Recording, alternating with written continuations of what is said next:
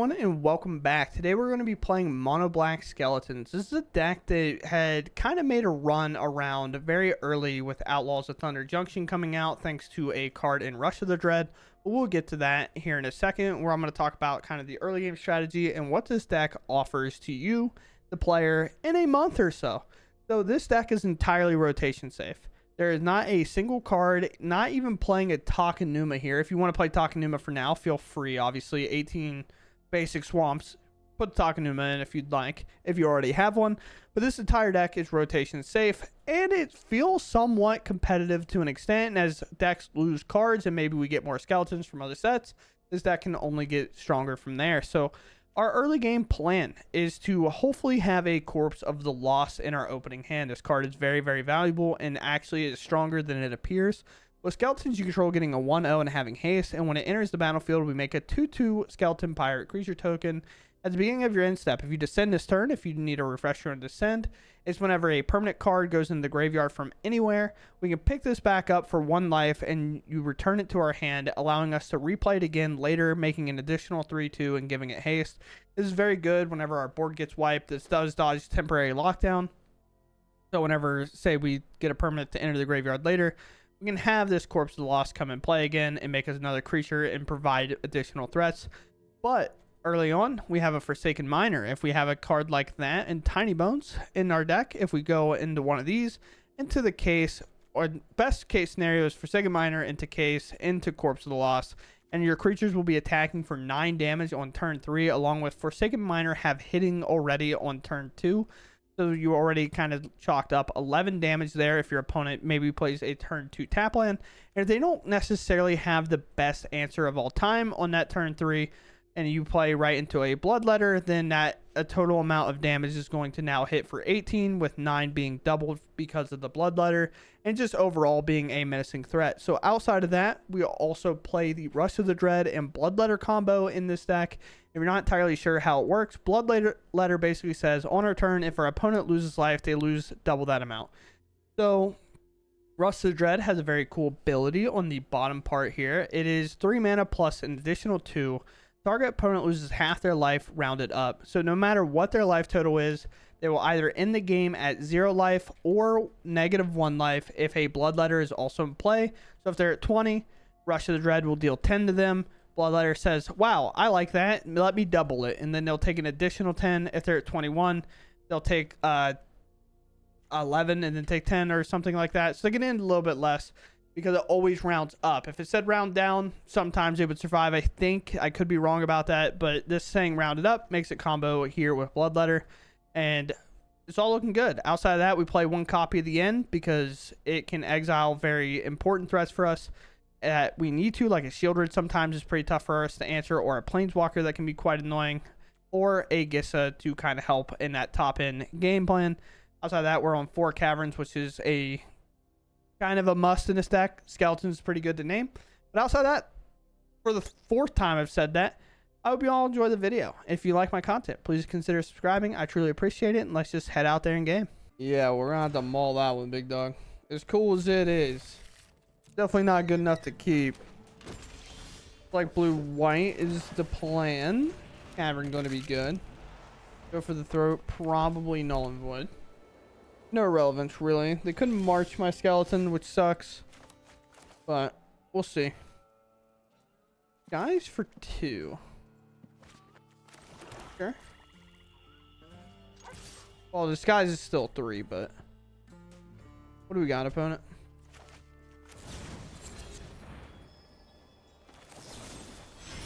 Most likely our go for the throat's going to be bad anyway. So if we take the target away from that, it'll fizzle and go in the graveyard. And that seems better to me than not doing that. When it enters the battlefield, target opponent creates 2 1/1. So if we disguise it, they don't make it because it doesn't enter the battlefield. Takes down Ward 2. You have a counterspell? No. Okay. Flanker. And they've been playing Flanker so much more lately. Actually, okay. Get rid of the miner. Interesting enough.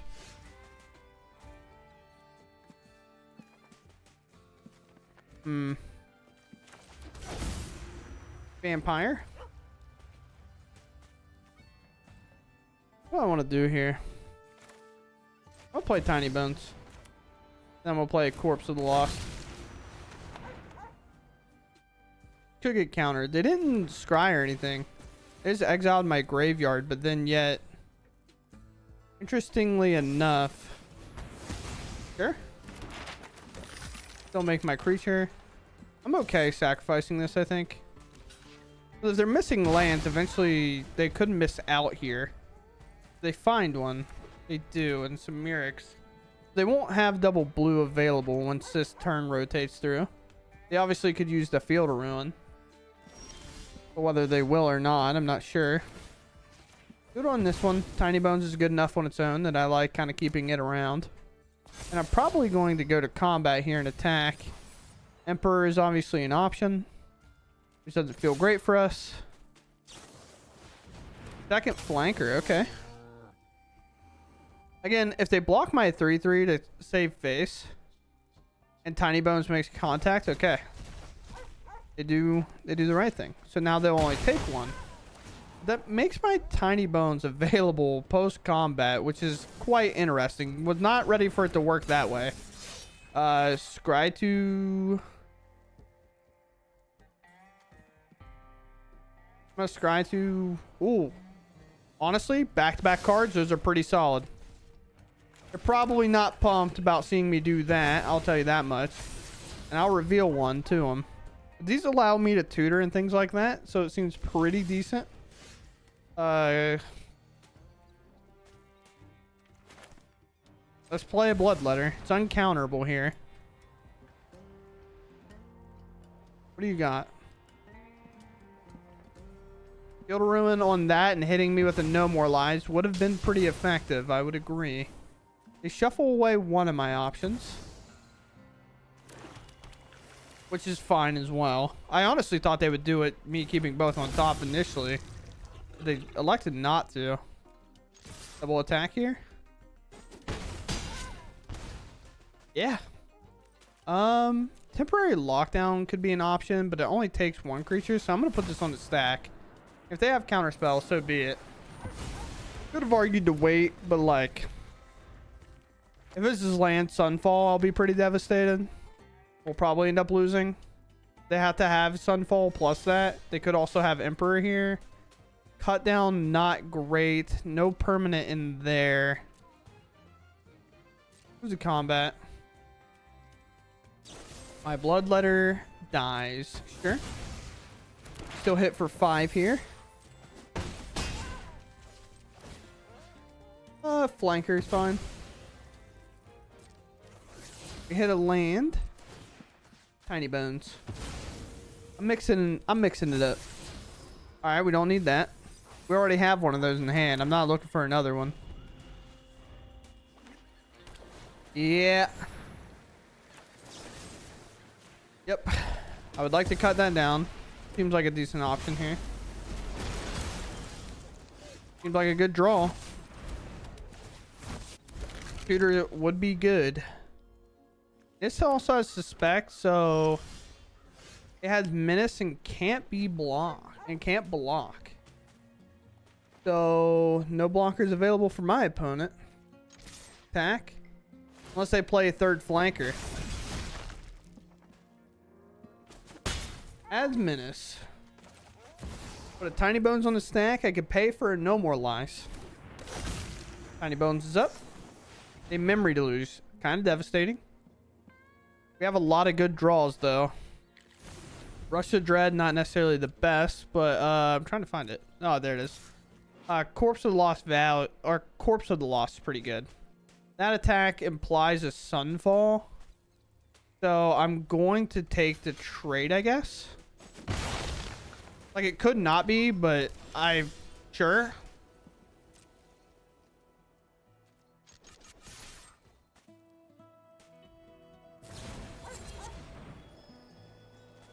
I'll put it on top. It's fine. Now this is solved. Search the library for a card. Put it in your hand. Then shuffle. They only do is a sorcery. They do have this, but during my turn, it has just it enters tapped is the word I want. All right, what do I want to put in play? They could have a counter spell. This we knew. I think Corpse of the Lost is just the best card. Now, do I play around No More Lies? And I think the answer is yes. In turn.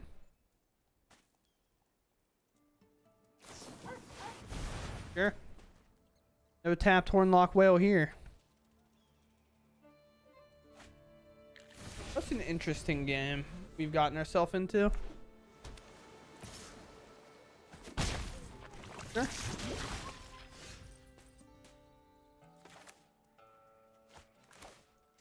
This one?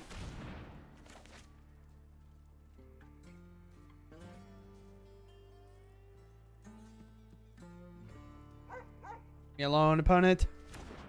Nice. We make it 2-2. This 2-2 temporarily has haste. Play a Tiny Bones. We can also still pay for a No More Lies.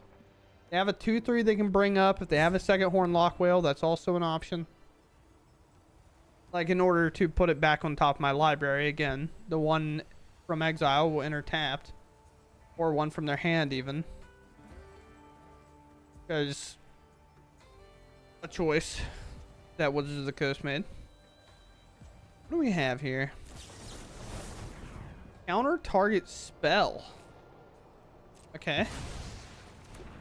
And they draw 2. Looking for more. Combat?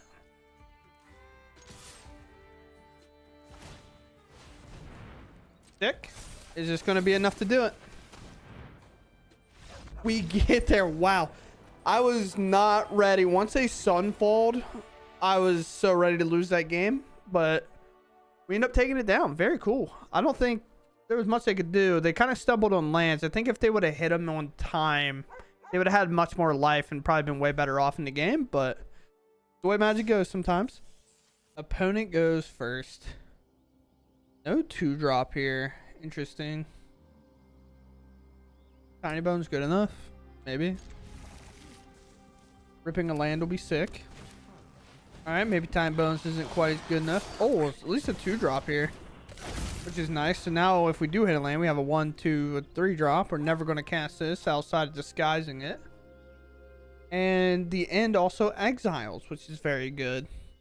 Most likely I'm going to block with Tiny Bones no matter what. This is a game of like high life totals pretty much. Like the higher my life total is once they kind of whittle down on cards, the better odds I have of winning. As you can see already, they use a lightning strike to get that out of the way. Plus, what I just drew is very cool. Now this creature cannot block, so they have to remove it. And I still need to hit land. Honestly, drawing lands almost for the rest of the game would be good enough. Not often I beg for that option, but here I am. Oh, I keep thinking they're firing off a spell to take out my skeleton. But not yet. You drew that Swift Spear. Seems pretty clear. We draw a land or we pretty much lose here. Alright, well the odds are good. Play this Corpse. Most likely this is a better attack. Do that. Can't block regardless, so it's like, why not attack with it?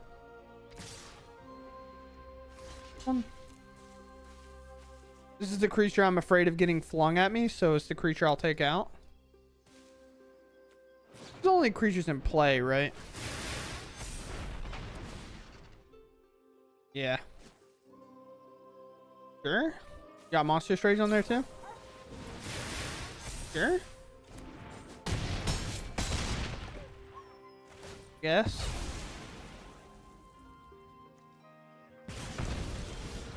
Well, the craziest part of this whole thing is everything has kind of come to fruition where I've drawn exactly what I've needed the entire time. But the only problem is I am just dead to re-equip plus play slick shot here. So my opponent gets it. Very cool. I think it's crazy. Well, what I would have missed the land drop, right? But I do think if I was on the play, I had better odds of winning. Obviously, that's how best of one works most of the time. Hey, you're on the play. Welcome to the win category. But either way, it's fine. Oh, nice. We go first here. Supposed to be this one or that one. I think Tiny Bones is better with a cut down available. If my opponent plays a 1-drop, I'll cut it down and then cast it. Ooh, control again. Alright, if that's the case, let's be kind of mana efficient. Cut down not necessarily going to be the best. Now I'm upset I didn't play the miner, which may be something I should have considered. Disguise. Ooh, just a deduce. Brutal. I do think temporary lockdown might be coming, which does suck. But if I do find a land here, I'm pretty okay with that. Alright. Combat. This one.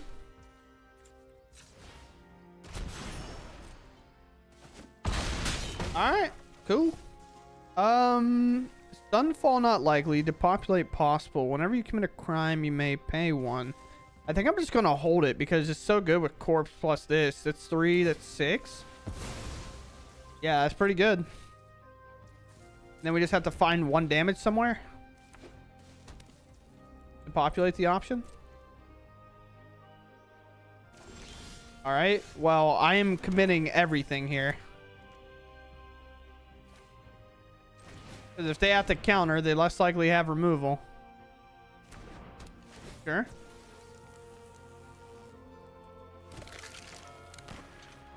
I can play this, and then even if they exile my bone with the Wandering Emperor, I still get there, right? So they go to 9. It's 2, 5. I don't know what size that is. Yeah, so that's 6, 7, 8, 9, 10, 11. So even if they Wandering Emperor exile my Haunted Bone, we still get there. Very cool. Very cool. My opponent goes first. Cool.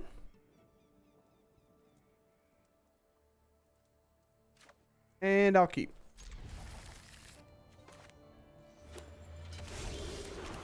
Holy fellas, we might be on to something. I have just conceded my last 2 and queued up again because so far I've only played against what feels like mono red or control every game. And I'm just like, I want to play anything else. And here we are, chat. Playing anything else. I don't know what they're on. I assume this is the Tuck deck. The one that like casts spells and makes you put them back on top or bottom. It's obviously not the land one. World Soul Rage. There we go. Ooh, extra land drop, but then cracking the clue. Dude, that's the worst part. Like, they find land. Maybe they didn't have one, or maybe they did. But that's the worst part about playing Kellen and stuff. Sometimes is like, you get that super sick start, and then it just means nothing. And it sucks so much, dude. It sucks so much. Whenever that's like the case. Because you start off so well, and then you have to do something awkward to make sure you have enough lands. Sure. Yeah? This one? I have another removal spell as well, but this also pays for removal.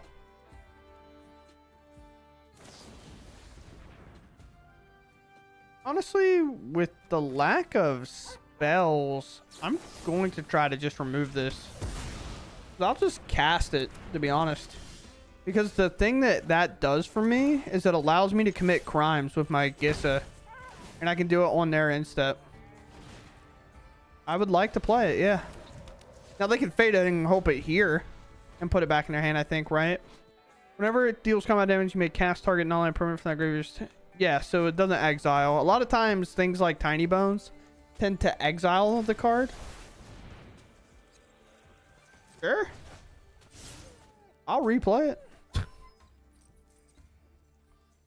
Kind of funny that this is how this game's going. Are you going to play it again? They missed the land drop. it seems. Shigeki? Oh, Shigeki's sick. Now, to some extent, I could just do this.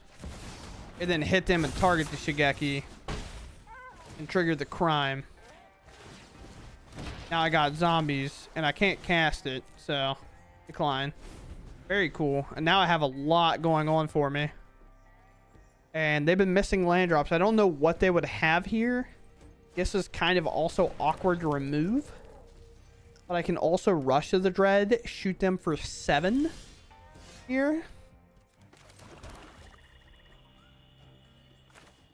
Like, target opponent loses half their life rounded up. Okay. Well, did I also just have lethal? I mean, I can't assume I have lethal, right? Because they play Fading Hope and stuff like that. Go first. 1, 2. If I draw land 3, then this hand is very, very good. So... this is like the idea of what we would want. A maul again. This is Boros. They're disguising. They're lying to us, chat. They're lying. I don't believe that you're blue one bit. Actually. Did anybody know that show? The Actually show? Like, what's an annoying phrase we can name this show? And it's Actually. Ah, I lied. There normally are. They're normally always Boros when they go to 5.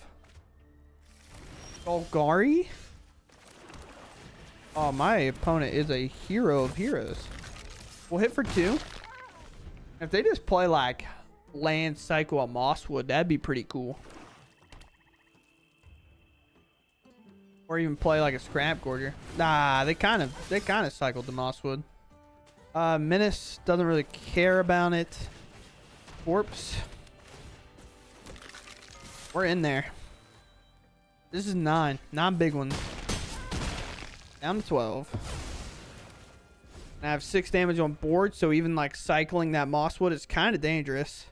Like not quite the turn you really want to cycle a Mosswood on when you're staring at half your life total on board. And if they take the 1 damage, it's a little more than that. Sometimes you just have to let it go. But they did maul to 5, so that's harder said than done. Because who knows what their hand is. Bushwhack, search for a land. You already played one, I believe, right? Yeah, because we were on the play. And they cycle. So, willing to take half their life total here. This is going to make it much worse. Here we go. Down to 2.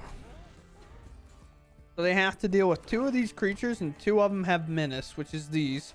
Because if it's suspected it has menace and can't block. So 1 creature. Yeah, I'm just going to move the combat. Then put this on the stack. Doing combat. I don't know what they could have double cut down, I guess.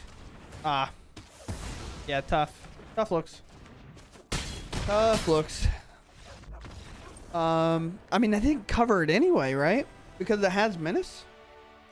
So, like, they block, they cut down, they still take 3. Tough game. That is brutal. If they had, like, not go for throats, but if they did have cut downs, they would have been better off. Having a go for a throat in these 2 cards, I would assume they were a Phyrexian, Obliterate, or Fight deck if these were in there, but I'm not sure. Can't even say it's like not aggressive enough because it does have this. Dog's kind of whatever. The end is kind of gross. Do I have better 6s in this? I think I do. And that's kind of not it, but maybe that was a bad hand to maul. Ah, such a bad hand to maul. This deck isn't normally we can feed on this deck. This is like the matchup we would want. They do play fire the red card with kicker on it. So it's normally not that bad. But them gaining a little bit of life will actually matter in this matchup a lot. But we know Bloodletter's probably fine to resolve for the most part. We have go for the throat for like a Nissa here. So drawing a 1-drop or the corpse would be nice. The enchantment. They go get their red. Ill-Time Explosion is online for next turn. Will they play the Aftermath here? Or they have... Alright, well, not exactly what I'm looking for. 4 lands is not making me more happy. Although it does open up Bloodletter into Rush of the Dread. They could have Counterspell. They probably have the removal for this. In Fire Prophecy, I would imagine. Kellen making extra land drop here. Green, red, call it a day. Although now Fire Prophecy is not big enough. Although I guess it would be on the following turn, right? But do this, draw another land. I'm about to puke. This is another way we can lose this matchup, by the way. Fire Prophecy not going to be big enough for the Bloodletter. Ill-Time Explosion will definitely get it done here, though. Down to 9. I'm just threatening the lethal. The best I can. This case, if I do solve it, which I have to wait an entire turn cycle. That's why these cards, this card specifically, fell off what a lot of people's expectation was. Because even if you solve it, it's a sorcery. So you have to wait until your turn to do it next turn. But Fire's a Victory, great sign for us. Because that means Ill-Time Explosion's not online. Which would have been definitely tough for us to deal with. Here comes that. They go up to 10. So the 9 strike, not possible. Because if you do recall, the corpse would be 9. And right there it is. Man, tough. But we do have Go for the Throat. So we do have that as an option. Maybe reading Corpse for the first time. I wouldn't blame him. Yeah. Combat. I have 9. Take out my Miner, which will allow me to pick up my Corpse. Which isn't quite the best. But they don't want to take this out because it's a spec. So it's just a 3/2 token is the best option. Maybe trying to decide how they get through this combat on their next turn. Maybe thinking now. Don't blame them. We have opponent. There's the Fires of Victory. They deduce it down to that. They are not able to kick it though. So they take 6. Which means they'll most likely be able to kind of gain their way out of this situation. A little part of me wants to go for throw my own creature, but I know I need it for the Aftermath or the Nissa if it comes in play. You know, on first trigger of Nissa, we would then go for the Throne It, so they're not able to find another creature. Like an Aftermath and pop off necessarily. World Soul Rage there. No, sir. I will counter that World Soul Rage. I think this works. Target opponent loses half their life. You. Take you to 2, and then we'll go to combat. And we get there. Very cool way to do it. Not allowing that World Soul Rage to come in and gain them 3 more life. Even though I guess it's very possible that it still does about the same. But it was for 4. They would have gained 4, and it just becomes like a harder math. How much does this cost to bring back? Oh, I thought it entered tap, so I just didn't worry about it. So I think we would have had it anyway if they would have World Soul Raged that, because I would play Swamp with that Rush of the Dread draw. And, of course, like, they tapped out, so then I would have been able to Rush of the Dread what I did if I played this land, and then I would pay the 1 black to bring this back, and then I'd be swinging for 6 again. So even if they would have gained life, I guess I had it covered. I didn't realize that I had it necessarily covered, but I knew removing my creature gets me the win regardless, kind of, if it works out well. All right, interestingly enough, I kind of had like all over the spectrum today where I had matchups go incredibly well. I had some go a little poorly, and it's a little bit weird, and we might need to potentially change this up a little to some degree. I'm not entirely sure what that would be, but a lot of my problems came down to one of the things that Mono Black might struggle with, and maybe Karavek is a good option to have in here because we do get... It does have everything right. Like anything that targets Karavek will allow me to cast again, and especially with a Corpse of the Loss. And here, if I'm casting Tiny Bones from the graveyard after maybe cut downing a creature out of the way and bringing that back for free pretty much, and having it be a 3/2 or a 2/1 attacker off the Corpse, it's not necessarily the worst thing in the world, right? And also with Gisses, we can kind of lean into that a little bit more. But our main problem that I felt that we were having is not necessarily having enough cards in hand ever, or having like any draw. Obviously mono black's not the best for that strategy in terms of drawing. That's why we're so aggressive, but I do like how fast this deck can turn on the gas. Also, we're probably a little heavy on removal here. You could probably trim here if you really want to, be a little bit lighter here, play a little bit more of this, and maybe go a little bit more all in on stuff like this. But I do think one of the things I like the most is that Rush of the Dread and Bloodletter are 3-ofs. I don't like relying on this combo necessarily for me because I think it is a little flimsy. I think Bloodletter is just good enough in this deck. If you do happen to have 1, 2, 3 into Bloodletter, like, that's 9 damage. Your opponent is getting slammed if that happens. Like, it's 18 on that kind of curve. So I like this curve in general. And Rush of the Dread is just in there to maybe help win with Bloodletter. But you could argue, like, if you really just want to play it like this and cut the rushes and just play a little bit more of this mono black skeleton mid-rangey pile, I wouldn't oppose that. I think that would be a pretty solid idea in general as well. So I can hurry up and sort this back out here real quick. But yeah, I wouldn't even be opposed to someone saying, I think Rush of the Dread is not necessarily as good in this list and you would like to cut it, and maybe you want to play a good option would be to play the, what's the card called, Tiny Bones. Like, playing this would be not awful because you get your opponent to discard if you don't have a 1-drop, and it works off this Tiny Bones, which helps these two kind of combo together. And then you can trigger off of Gissa. The only real problem is then we might have to be looking at bringing Karavac in and things like that, because there is a couple of creatures in this deck that are a little bit awkward and you have to play around them in kind of a weird way, and that starts with Haunted Bone Brute. This card I enjoy playing because when you do flip it, it does hit for so much, but man, you never want to play it and give your opponent 2 1/1s, especially against some of these aggro decks that if you remove their threat, a lot of times they keep 1 or 2 threats, and if you remove them and then you give them 2 dogs that they're able to throw monstrous rages on and stuff like that, it just feels like a losing plan. So you do have to kind of pay 3 to put this in, hope it doesn't get countered on the ward side or get removed. Like Long Goodbye, they don't even have to pay for the ward, or they can get lost it because most likely they're hitting that 4th mana. And if they know we're on skeletons, they can deduce that there's probably this card.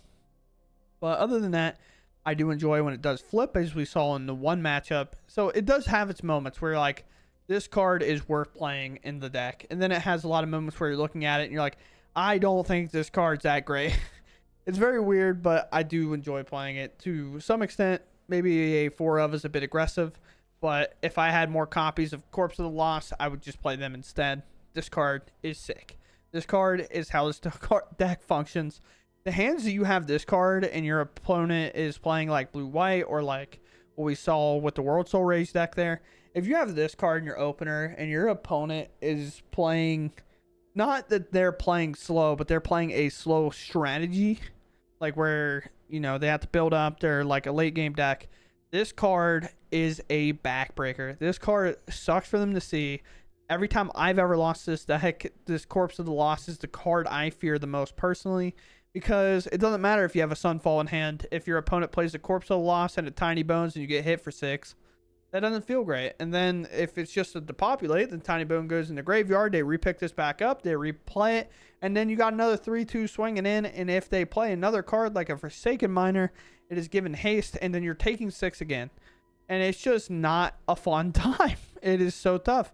It's very, very hard. Also, this has Menace, so even if, like, in that case, you play this, and if you have the dog in play, then, like, you can give them the 2 dogs because now you don't care because they're wanting to block the 7 damage this is going to do. It's so good, and it's so hard to kind of beat, and it also curving perfectly well into the Bloodletter is very, very nice. Outside of that, I hope you all enjoy it. This is a completely safe deck, I believe. I don't think there's anything in here, as I brought up in the intro, but just double checking here.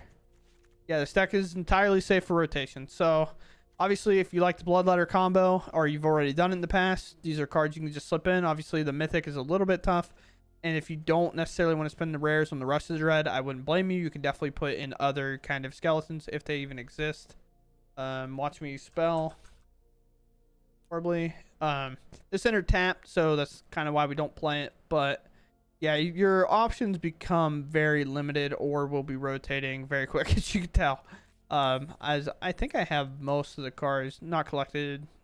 Yeah, it's just your options are super limited. So you'd have to kind of experiment into playing a couple of other things that are just value creatures like a Karavak if you want to cut some of this stuff. But outside of that, I hope you all enjoyed the video, and I'll catch you in the next one. Thanks for watching, and goodbye.